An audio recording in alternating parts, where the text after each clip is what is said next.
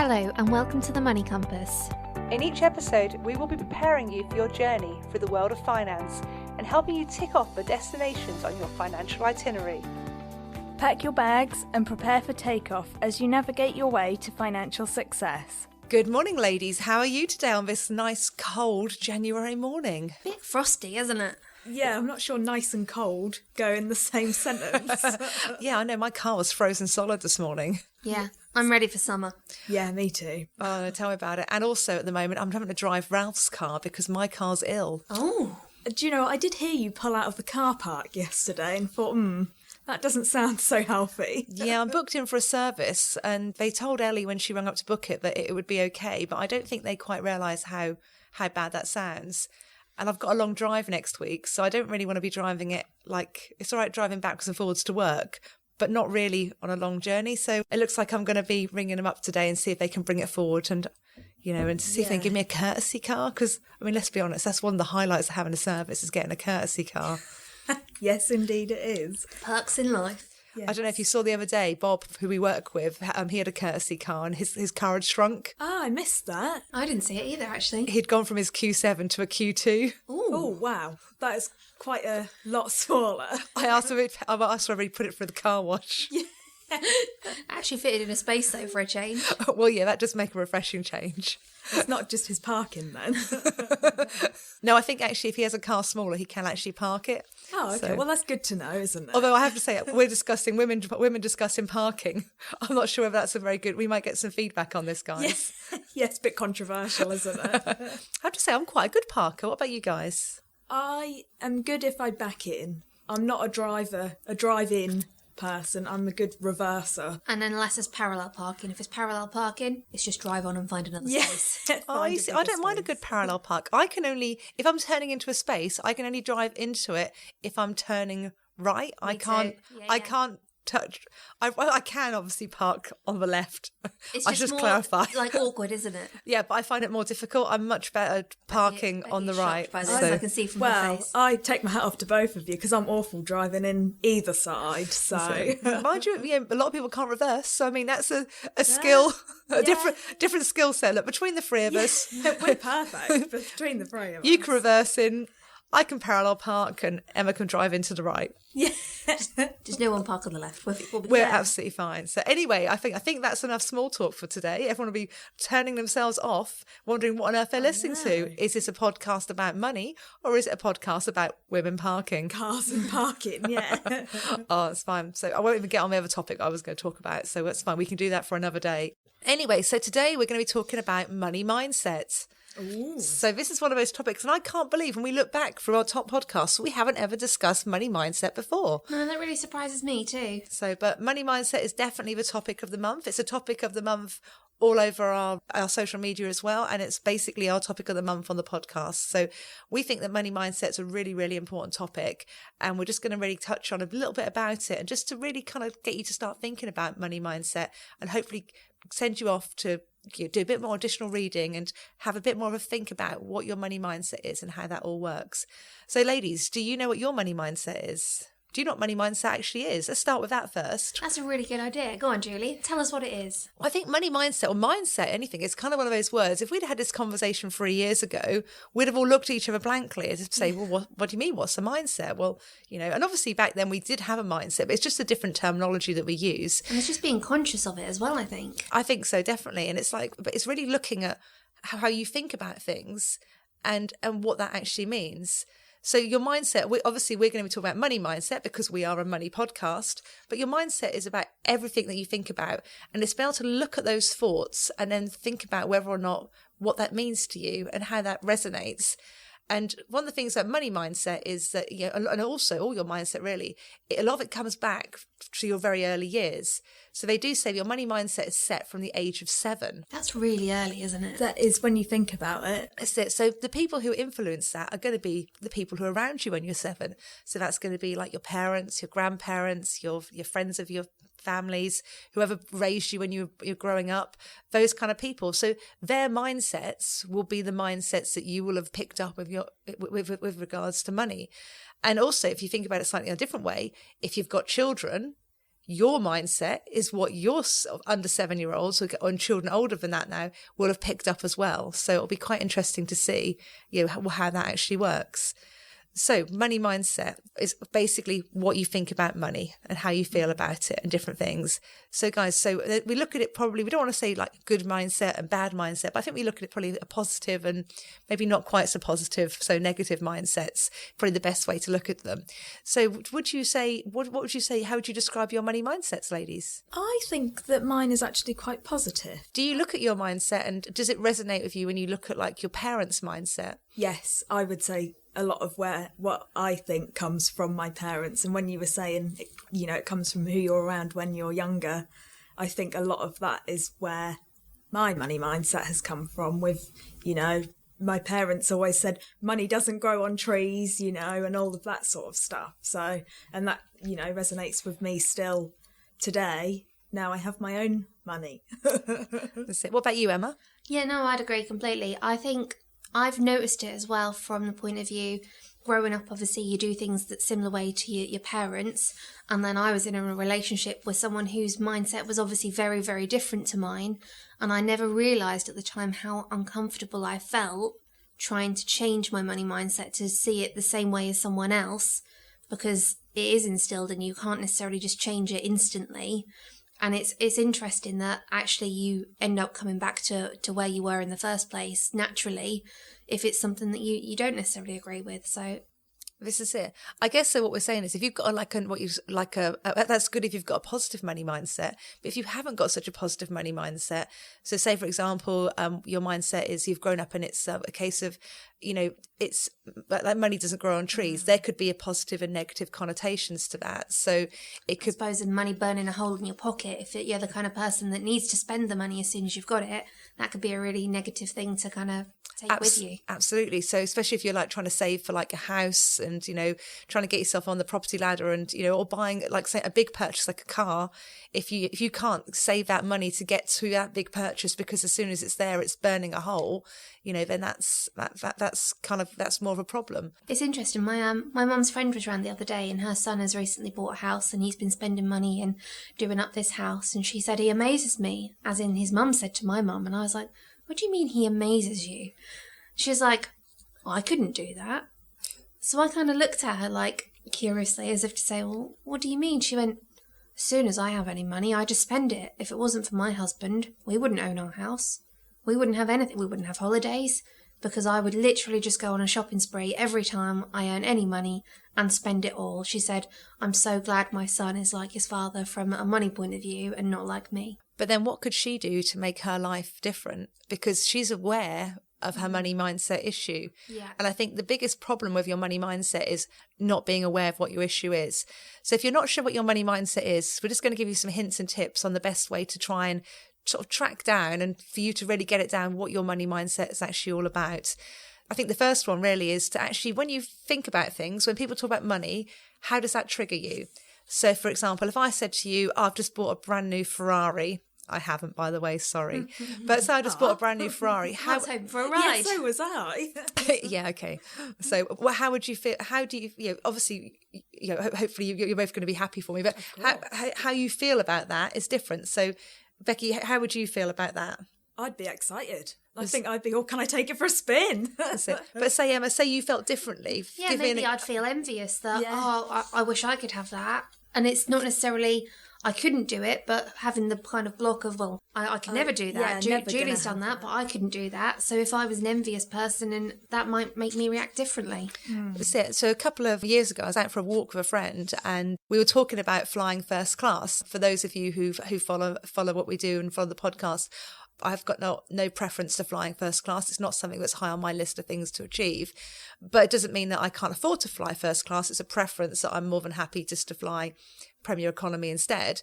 But I was with this friend and she was saying, I'm never going to be able to afford to fly first class.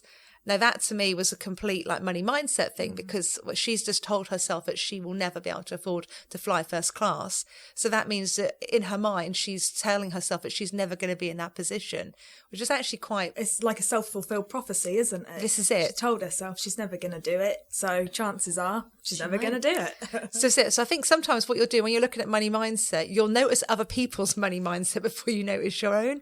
But it's like when you hear things like that, it's like, you know, that try and think, oh, that's not a positive money mindset. That's quite a negative, but negative towards the person, not negative outwardly, but negative in the fact that they're holding themselves back.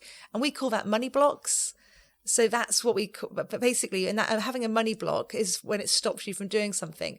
So because she will never fly first class, because she has told herself that, the likelihood is she will be, as Becky said, a self-fulfilling prophecy. She will never fly first class. So she has blocked her financial ability to earn more, to be able to get to that level, next level. So that's one of the things to think about when you've got prophecies like that. So like with the Ferrari, if you're thinking, oh, I'm never going to be able to own that Ferrari, or it's all right for her because she does whatever. But then you're going down quite a negative route as well, because you're feeling negative about the person because they've done something that you don't think you're ever going to achieve. Whereas with looking at it from a more positive point of view and thinking, I'm really happy for that person. And that's really good. Oh, I like that in red. When I get my first Ferrari, I think I want it in red too. Your first Ferrari? There's going to be more than one.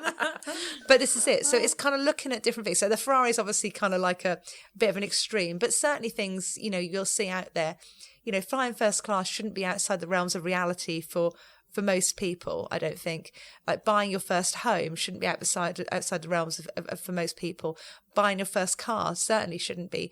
And it's a case of you're looking at other people and thinking, oh, it's all right for them, I'm never going to do that. The likelihood is you are probably not ever going to do it. And you need to do some work on your mindset to get yourself in a position where you can move forward. So these money blocks can cause huge problems with your success for the future. So it's really, really important to try and address those. So what can you do to try and change those and address those problems? To me, I think it's actually being aware of what you're thinking. When people trigger you, almost keep yourself like a money mindset journal. Write down how these things trigger you. Write down how they make you feel. And then like go back to it afterwards and think, right, okay, why did it make me feel like that? What can I do differently? There's no quick fix to fixing your money mindset, unfortunately. I'm not going to be able to say if you pull this card out of the box and it's all going to be marvellous tomorrow. It is a long-term progress. And even now, even if you've got a positive mindset, there's still going to be things that trigger you every now and again.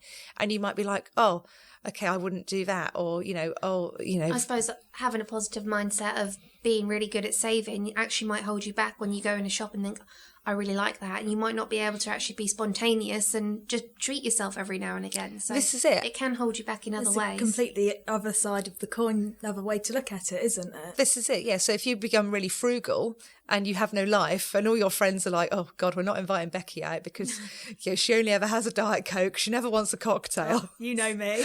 Me and my Diet Cokes. Don't know who I'm talking about here. Can't possibly be Becky not wanting a cocktail.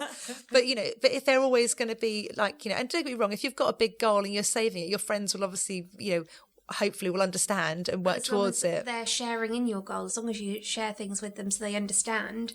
So if Becky's saying I'm about to buy a new car and things are a bit tight this month, so if I can come but I'm only going to be having a Diet Coke, then that's fine. But if you kind of, or worse, you always expect someone else to buy your drink while you're saving. So it's kind of like just trying to keep it to a balance as well, I think is really, really important. And obviously your friends hopefully will be happy for you. And again, you'll see their mindset issues. Issue sounds a really bad word, doesn't it? I should really rephrase that. But you'll see their money mindset as well, and you'll be able to see what triggers them. Because it could be while you're saving up and, and they're all going, oh, you never come out for a drink. And then suddenly you buy a really nice car or you buy a house. Then suddenly may have envious and they're having the lifestyle of going out clubbing and drinking every night, whereas you haven't done that for 2 years or however long it's taken. But now you're sitting in your house. And you're like, do you want to come over? Yeah, house pie. Yeah. This is it. So it does kind of like, it does really affect. So it is the people around you as well. So it is your mindset, but other people's behaviour. So say you're in a group and someone does something and your friend goes, oh, look at her, look, she's done that. You might find that you are led by that as well. So it's kind of keeping your mindset to be your own money mindset, own your own feelings, own your own mindset. And, and if you look at it and think, actually, that wasn't particularly positive, I was quite envious of, that purchase or that promotion that, that someone's done really well and worked really hard for that, or, and you feel envious of that. It's kind of like, is that how you want to feel inside? Is there something you can do about that? Because if you can recognize things that you don't like about how you feel, that's the first step to actually getting yourself on the road to changing your mindset. And there's lots and lots to do with that, but there's lots of things that you can do to change it. But it's a case of you really just need to really dig deep and really think about how you think about things. Yeah, that's all really interesting, isn't it? It does get you thinking just talking about it now. This is it. And some people like different things. I mean, to me personally, I think just really looking at how you feel and then writing it down is, in a journal is a really good way of doing it. But some people really like positive affirmations. Ooh. So doing affirmations in the morning, saying things like, I will have my Ferrari. I will have my Ferrari. But even stuff like I am worthy. Yes. I am, I know what I'm doing. It's like... but that kind of it's not just an act. This is it. So it's kind of like it's having confidence in that mindset as well. And if you are sort of struggling a little bit, so say you're struggling to save, I am going to save. I am going to save. I am going to save. I am a saver. I am a good person. I deserve this income. I deserve to have this money coming in. I deserve to get 10 more clients, those kind of things, those and positive affirmations also work really, really well. One of the authors that I really follow, apart from my own book, a bit quick plug there, is Denise Duffield Thomas. And she's written several books about money mindset, which are really, really good. So if you want to do some additional reading on money mindset, then Denise is definitely somebody I definitely recommend. And she also does a boot camp as well, which covers lots of areas on mindset. And her group is very, very positive as well, which is quite a good place to start. But that's good. And also people do emotional freedom technique, or what we call tapping. And when you tap, obviously you can't see me because I'm on a podcast, but obviously the girls can. So if you tap like different areas, certainly on your face, and that can release any negative feelings as well. And again, it really depends on what you believe in and what you do. So I can see Becky's going to be off there to buy a tapping book, and she'll be just tapping her forehead away. Interesting, isn't it? Yeah, it is. Whereas I just look at Julie and think she looks slightly mad while she's tapping herself. I'm not sure it'd work for me, but you never know. It's everyone's different, and I think that's the thing, so I'm not knocking any technique. Not at all. If it works for you, it's a bit like everything, isn't it? If it works for you, then that's the important thing. So, writing it down in a journal, having affirmations, write it in a lipstick on your mirror if that's what you like, or a nail varnish, depending on who owns the mirror. So, or basically, or try a bit of tapping. And again, there's lots of, Denise covers quite a bit of tapping in her books. And also there's other, you can look online as well and find information about tapping as well. So definitely recommended. Excellent. Thank you so much, Julie. I think we've given our listeners so much to think about today, and there's lots of extra reading they can go and do. Obviously, your book, Denise Duffield Thomas, there's lots of different sources out there. So thank you so much. And this is it. And I think the important thing to take away from this is, your money mindset is something you're born with, and it's a lot of work to get those changes. But becoming more aware of what your money mindset is the first step to making those changes, to becoming the person that you want to be and deserve to be. Hear, hear.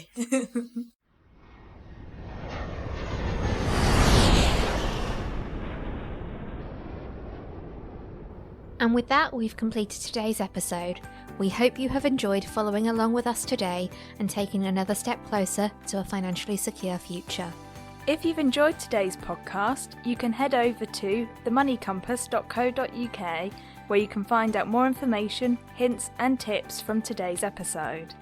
If you'd like to get more involved, share your own experiences and learn from a friendly community on a similar journey to you, why not join us in our Facebook group, The Money Compass, where we will support you in navigating your way to financial success.